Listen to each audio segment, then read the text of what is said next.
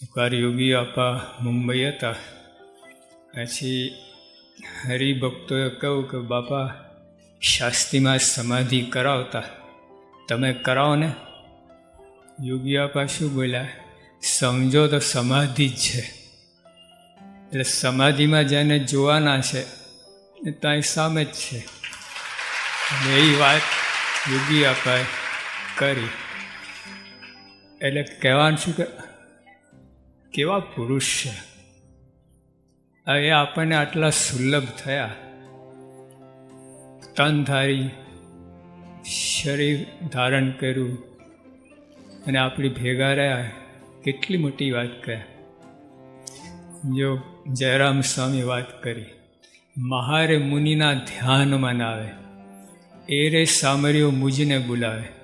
મોટા મોટા ઋષિઓ લાખોથી તપ કરે છે, જેના નજરમાં આવતા નથી, જેને કલ્પનાથી ભ્રમ કેવું છે, ભગવાન કહેવાય, કલ્પના કરી શકતા નથી. કલ્પનાથી પણ પર છે. એ આપણને સહજ મનુષ્ય રૂપે મળ્યા. પણ જેમ યોગી આપણે કહ્યું ને, સમજો તો સમાધિ છે.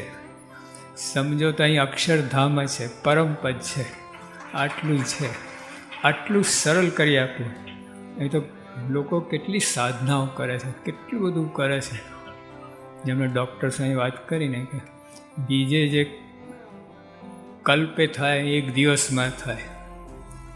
જો જમીનની અંદર છે ને મોટા મોટા જંગલ હોય, પછી એવું કંઈ કુદરતી કંઈ એવું થાય, નાશ પામે.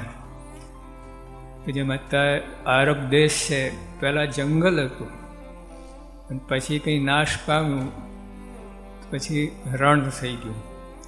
અને જે ઝાડ પાન હતા એનું તેલ બની ગયું. એક દિવસે નથી બન્યું, કેટલા વર્ષોની પ્રક્રિયા થયા પછી તેલ બન્યું. પણ એવી રીતે સોનું છે, હીરા છે, એ બધું એ રીતે જ વર્ષો લાગે ને બનતા. પણ ઓલા આપણા શાસ્ત્ર કહેવાય ને, પારસમણી હોય તો લોખંડ અડે ને સોનું થઈ જાય, અને ઓલા કેટલા વર્ષો લાગે સોનું થતા. તો જો આ એવી જ વાત છે, આ પુરુષના યુગમાં એક દિવસે આટલું પરિવર્તન થઈ શકે છે. એવા પુરુષ છે. એમાં આપણે જોડાણનો પ્રશ્ન છે. આપણે એમાં જોડાણ કેવું છે એવું પરિણામ આવે. યોગી આપણે વાત કરતા કે સોનાની ડાબલીમાં, લોઢાની ડાબલીમાં પારસમણી બની જ ના શકે. કાં પારસમણી ખોટું, કાં લોઢું નથી, પણ વચ્ચે ચીનાઈ કાગર છે. એટલે એટલાને લીધે અટક્યું બધું. ઓલું લોખંડની ડાબલી સોના ના થઈ, અંદર પારસમણી હોવા છતાંય વચ્ચે થોડું અંતર રહી ગયું. એટલે આપણે પણ ભગવાન સંત મહારાજના વખતથી આજ સુધી ગુરુ પરંપરામાં તો આપણને બધી રીતે ભગવાનની પ્રાપ્તિ એવો જ લાભ છે. અને આપણી સમજમાં, આપણી ખપમાં, આપણે એવા રીતે કેટલાય દોષો હોય છે, એને લીધે આજે પારસ થકી સોનું થવું જોઈએ એ નથી થતું. એટલે એમનો વાંક નથી, એમણે ખૂબ દયા કરી છે આપણા પર. અને આ લોકની વાત નથી. જો મહારાજના વખતમાં ઘણા સિદ્ધ પુરુષો હતા, વચન સિદ્ધ હતા, અંતર્યામી હતા, ત્યાગી, તપસ્વી, પ્રેમી, ધ્યાની, આવા બધા હતા. પણ તો એમ કે અખંડ ધારણ કરું ને ભગવાનની વસ્તુ બહુ જુદી. યોગી આપણે વાત કરી કે ભગવાનને અખંડ ધારવાને એથી મોટી કોઈ સેવા નથી. સાવ સાચી વાત છે. ભગવાનને અખંડ ક્યારે ધારી શકો? એકદમ શુદ્ધ પાત્ર હોય, એકદમ બ્રહ્મ સ્વરૂપ જ હોય, લેશ માત્ર ખામી ના હોય એવું પાત્ર, તો જ ભગવાન અંદર અખંડ રહે. નહીં તો આવન જાવન, તમે બોલાવતા રહે આવે, નહીં તો વિદાય લે, અથવા સમ્યક પ્રકારે ના રહે, આંશિક રહે, થોડીક વાર રહે, એ બધું રહે. અખંડ ધારવાને જો આપણા ગુરુ પરંપરા ખૂબી છે. મારા વખત પછી આજ સુધી જે આ ગુરુઓ અખંડ ભગવાન ધાર્યા, સમ્યક પ્રકારે ધાર્યા છે. એક અક્ષર બ્રહ્મ એવા પાત્રમાં જ રહી શકે, આવા ભગવાન અખંડ રહી શકે.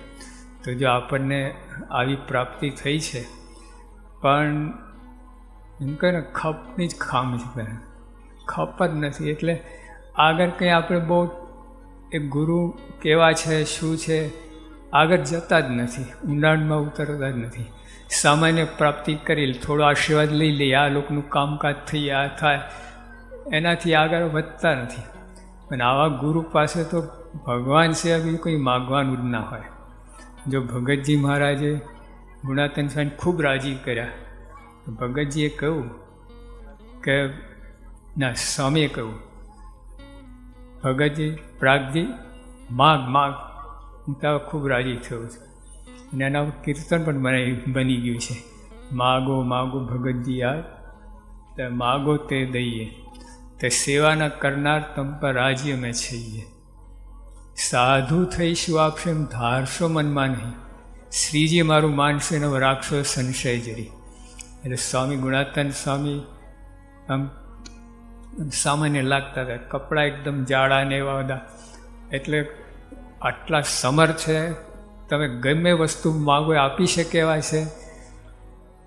એટલે સ્વામી ગુણાતન સ્વામી ભગતજીને કહ્યું કે તમે માગો, તો ભગત કંઈ માગે જ નહીં.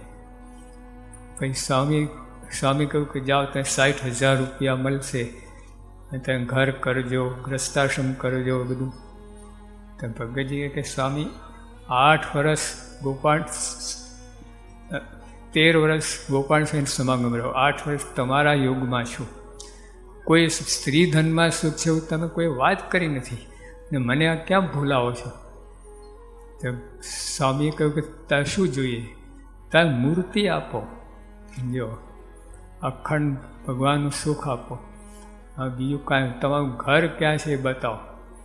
એટલે કહેવાનું શું કે જો આ ગુરુ અંદર આવી પ્રાપ્તિ અને આવી માંગણી કરી છે અને આવી સાધના કરી છે ભગવાન અખંડ ધારવા માટેની.